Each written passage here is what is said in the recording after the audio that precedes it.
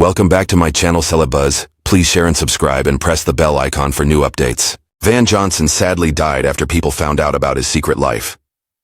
Behind his happy face at MGM movie studio, Van Johnson was born, Charles Van L. Johnson, on August 25, 1916 in Newport, Rhode Island. His early life was hard and lonely. He was the only child of Loretta and Charles E. Johnson. His dad was a Swedish-American man who fixed pipes for work. Sadly, Van's mom left the family when he was just a little kid, which hurt him a lot. His father was tough and didn't show much love, so Van grew up mostly alone with his dad. Van found comfort in music and acting, doing really well in school plays and band during his school years. After he finished high school at Rogers High School in Newport, Johnson moved to New York City because he dreamed of being in show business. He started his career singing in nightclubs and working in musical plays, including being in Broadway shows like New Faces of 1936 and Too Many Girls. During this time, people from Hollywood noticed him, which led to small movie parts and a deal with Warner Brothers movie studio. But his first time in Hollywood only gave him tiny roles, so he went back to New York not sure what would happen next. Johnson's big chance came when MGM Movie Studio signed him in the early 1940s. The studio boss Louis B. Mayer quickly saw that Van could be a star, helping him become one of MGM's biggest male actors. His clean-cut looks and nice personality were different from other actors who usually played tough guys or moody romantic men. Van's everyday guy appeal really connected with people during the war. In 1943, he was in A Guy Named Joe, acting with Spencer Tracy and Irene Dunne. The movie was a huge hit and made him famous. Strangely, while making this movie, Johnson was in a terrible car crash that almost killed him and left him with a metal plate in his head. Because he was hurt, he couldn't join the army during World War II. While many leading men went to fight in the war, Van Johnson stayed in Hollywood, where he became a reliable and well-known face in patriotic movies and love stories. His inability to fight in the war actually helped his career grow because he became like a hero on screen for countless American families.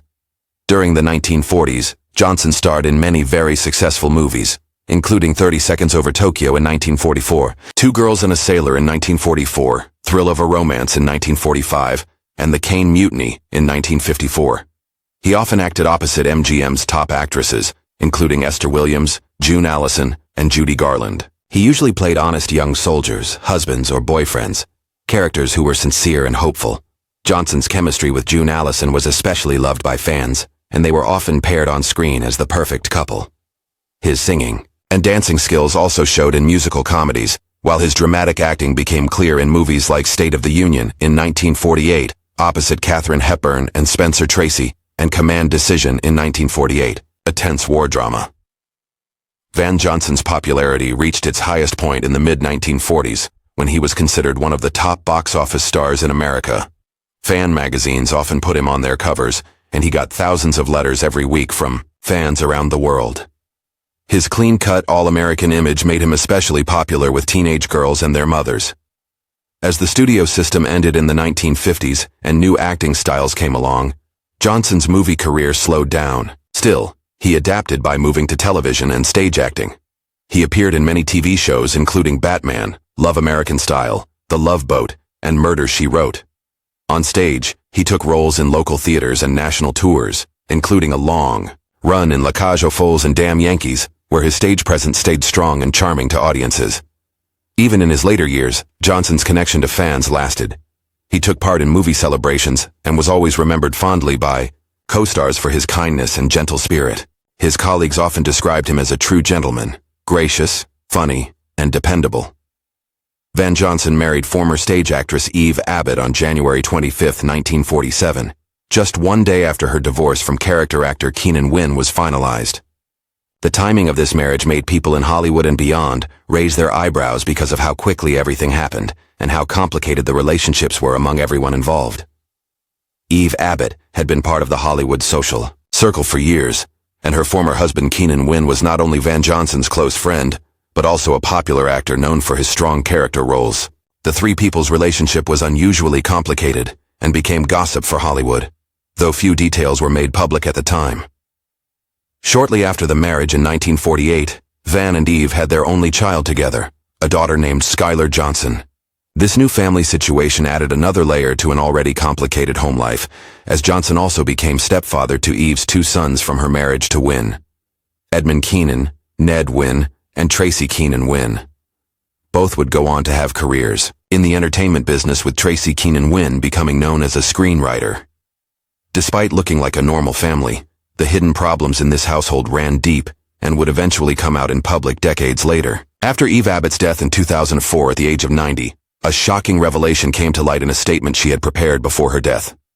In it, she claimed that her marriage to Van Johnson had not been real love, but rather a planned move created by the powerful studio system, specifically MGM, to protect Johnson's public image. According to Eve, MGM executives were eager to stop ongoing rumors about Johnson's alleged homosexuality, fearing that any scandal could ruin the career of one of their most profitable leading men. She claimed that she was chosen almost like a prop to play the part of Johnson's wife in real life, simply because she was the only woman he would agree to marry.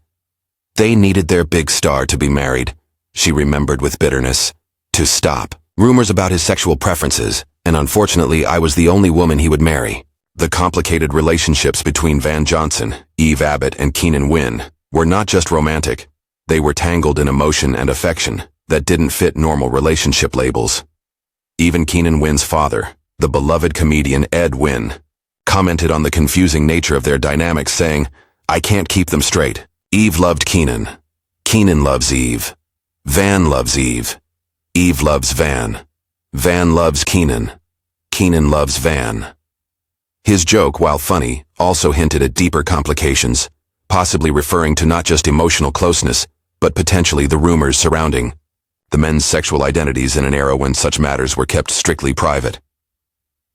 Biographer Ronald L. Davis, in his account of Van Johnson's life, noted that Johnson's homosexuality, or at least his sexual confusion, was something of an open secret within the Hollywood film community. According to Davis, it seems to have been well known in the film capital that Johnson had homosexual tendencies. Despite this, during the height of Johnson's career, not a single whisper of such rumors found their way into the newspapers or fan magazines. The Hollywood publicity machine, led by men like MGM's powerful studio chief Louis B. Mayer, worked overtime to create and preserve the image of wholesome, romantic, all-American stars. Mayer, known for his fierce control over his contract players, reportedly made huge efforts to suppress any scandal related to Johnson or his close friendships with other male actors, which Mayer viewed as potentially damaging to MGM's carefully created brand.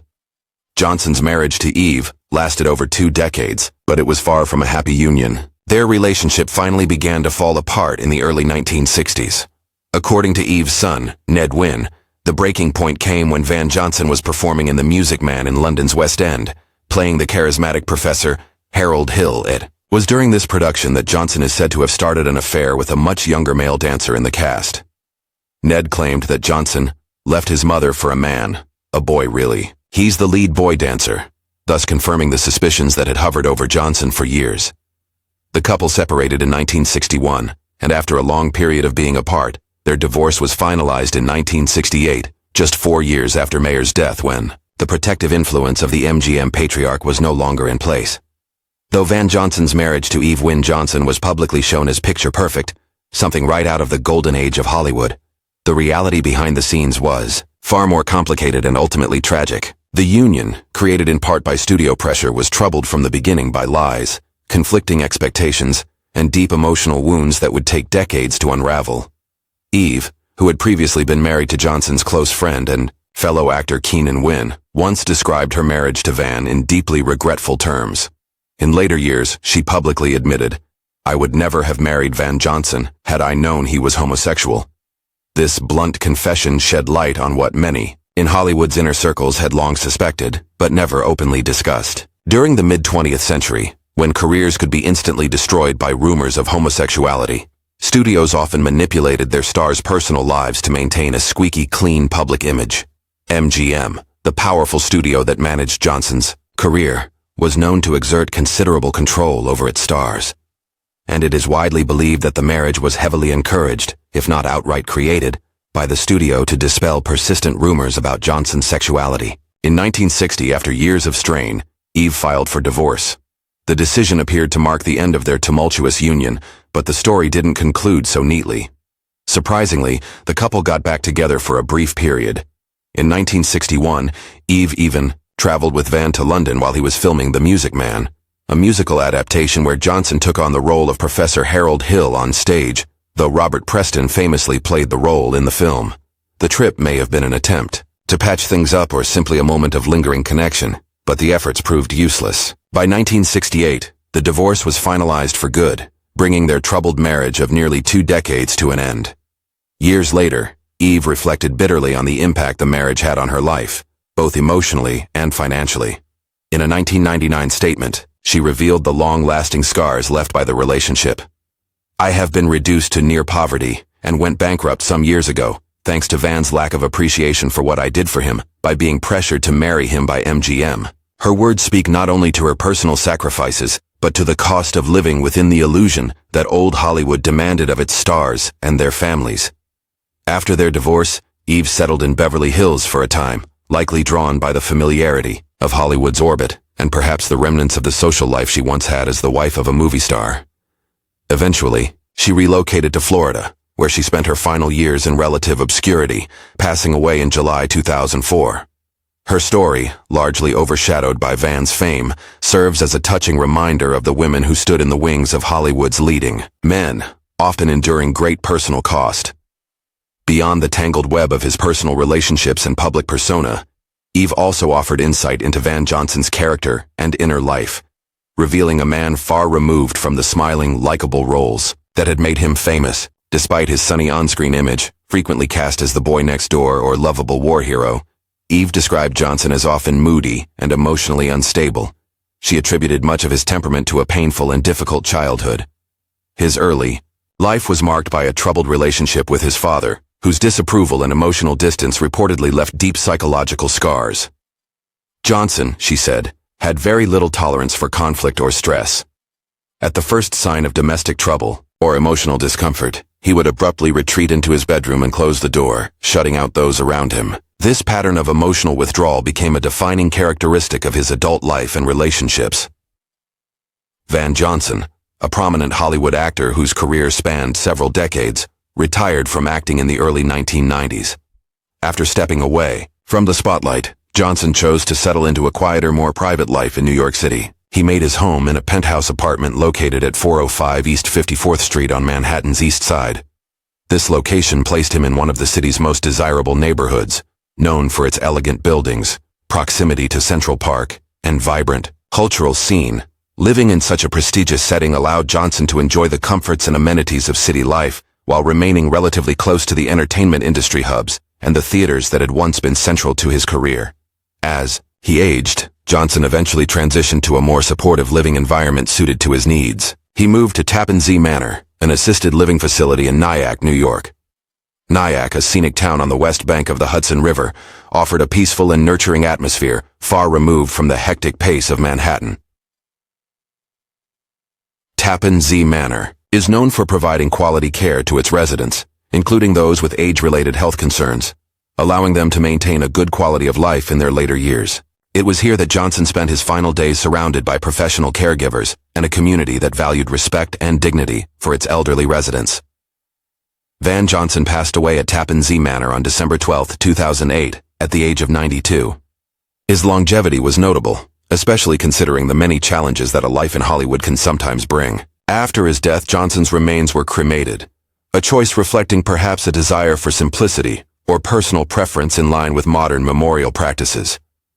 Although his passing marked the end of an era, the legacy of his work in film and television continues to be remembered and celebrated by fans and historians alike. Despite his long and successful career, Van Johnson was never nominated for an Academy Award, a fact that surprises many who appreciate his contributions to cinema.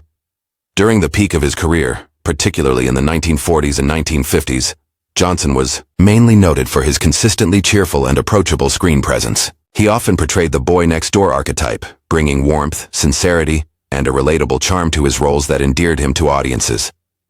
This likability and dependability made him a staple in Hollywood musicals, dramas, and comedies, even if it sometimes meant he was overlooked by awards committees focused on more dramatic or groundbreaking performances.